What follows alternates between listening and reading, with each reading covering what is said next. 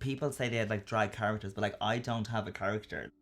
I'm not a different person when I'm in drag. I'm the same person. I'm just a more heightened version of myself.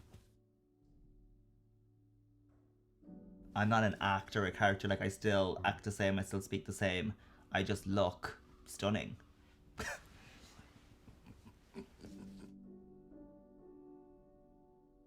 It all ties into like gender. Do you know, it's kind of your gender. Like drag is a gender, it's an expression. It's an art form. It's not about me wanting to be a woman.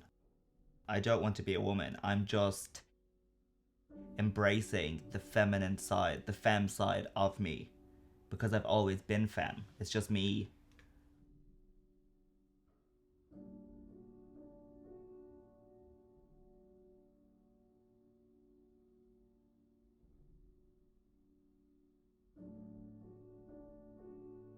I wrote down all the things that I thought were good about myself. I wrote down all the good things.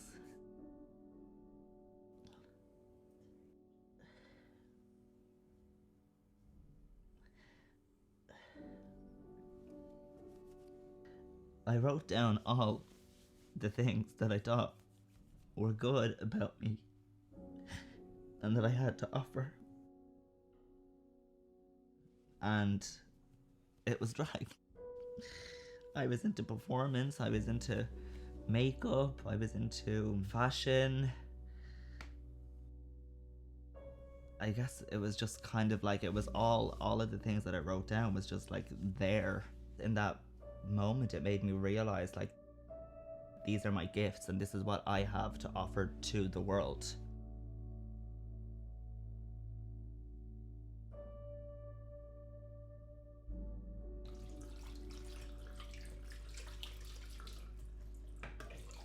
I didn't come out until I was 18.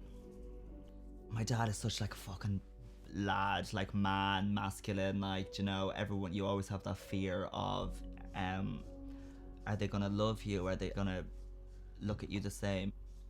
I remember when I was out and I got drunk to build up the courage. And I drank like a nagging of vodka, like as you did back in the day with the girlies.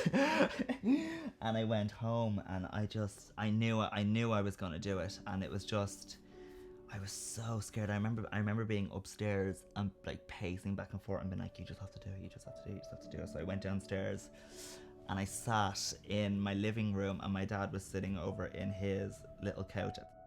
And I sat down and I remember just being like, Dad, I have something to tell you, I have something to tell you. And he was like, what? What? The way he talks. And I turned around and I was like, I'm gay. I'll never forget how he turned around and he was like, I still love you no matter what. And it broke my heart. Like, I just couldn't, just the relief. And I was also shocked because I was just like, I didn't expect to hear those words from him. I thought that like my world would fall apart or that I'd be kicked out of my house or something because there's such a shame behind having to come out. But I'll never forget the moment that he turned around and gave me a big hug and he was like, I love you no matter what. You're my son. I love you forever. Yeah.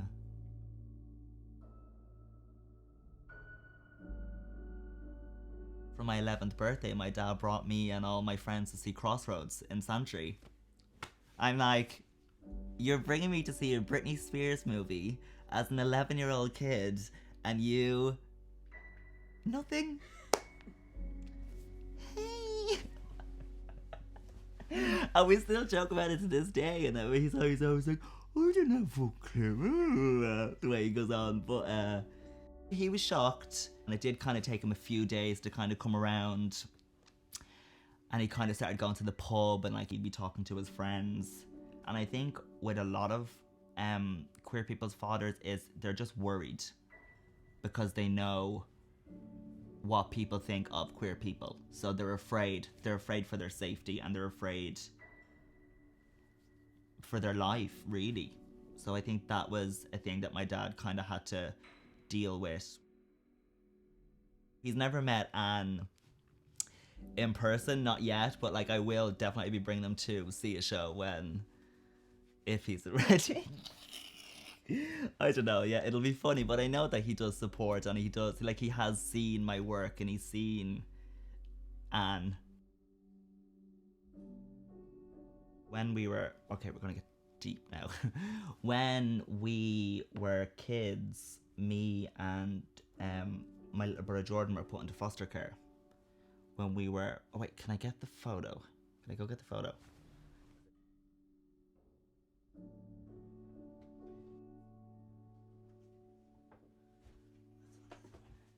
Just if I really want to talk about it, I kind of have to go there, don't I?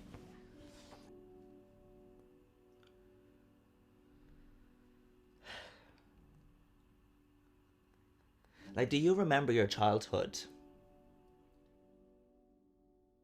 I always thought because of me going to foster care that I always like suppressed that the word suppressed my memories because I don't really remember being there. I don't even know how long I was there for, and I probably should know that, but I don't. I started a school, like I went to a school when I was there.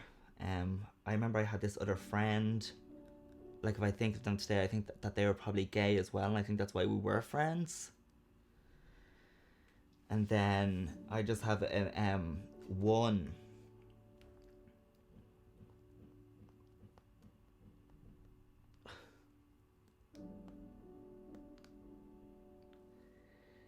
I have one memory that always sticks in my head about this was when I remember leaving to go and go over to my friend's house or whatever, and Jordan was like at the window crying because I was leaving. And it's just something that's kind of always stuck with me because I never wanted to think that I'd ever leave him. Because it's me and him. I have such a strong bond with my little brother Jordan because it was me and him that went through it. And I always tell him that it's me and him against the world. And we were so young.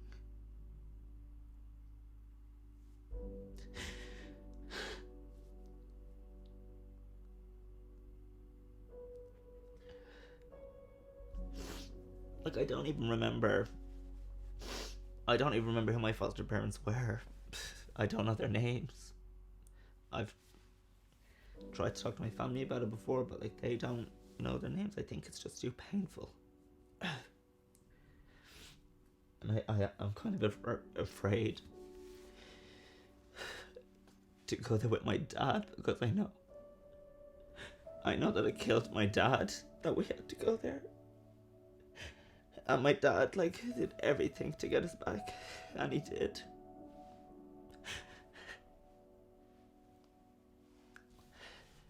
Sorry. The day that we came back, and at least 100 people were outside my house. I'll forever be grateful for him for being able to take us home. I don't really want to make it about my mum. I'd rather talk about my nana. That's my man's mum. Yeah. My nana is my mother. My nana was all of our mothers. She is the one who raised.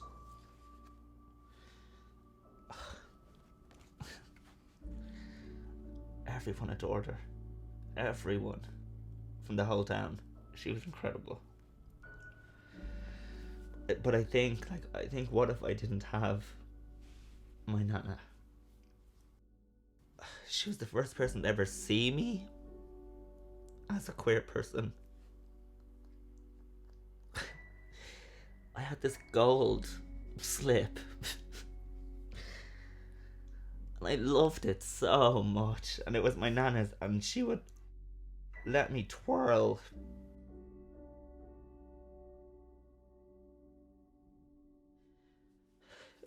As a grown man now, looking back at that little 7-year-old, and it was so important.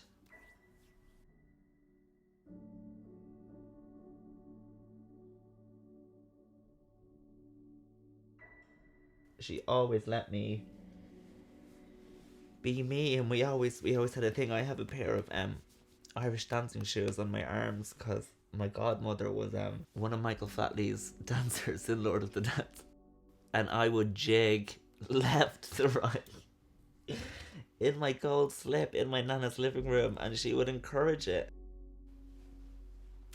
I say she was in the kitchen. She's from the north. She was like, okay, okay, Irene.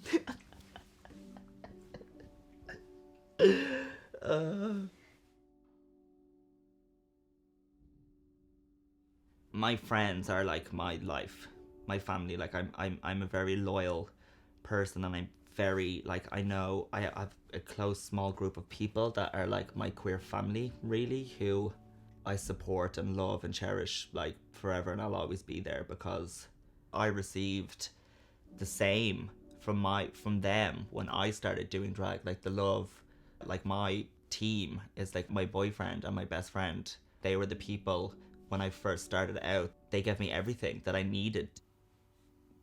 Like I would always be the fucking, not to toot my own horn, but the fucking crack of the party. You know? And all my friends, we'd be at the session, I'd be up at 4 a.m. and be like, Ian, get up and do fucking dance for you. And I'd be up straight away giving you a show.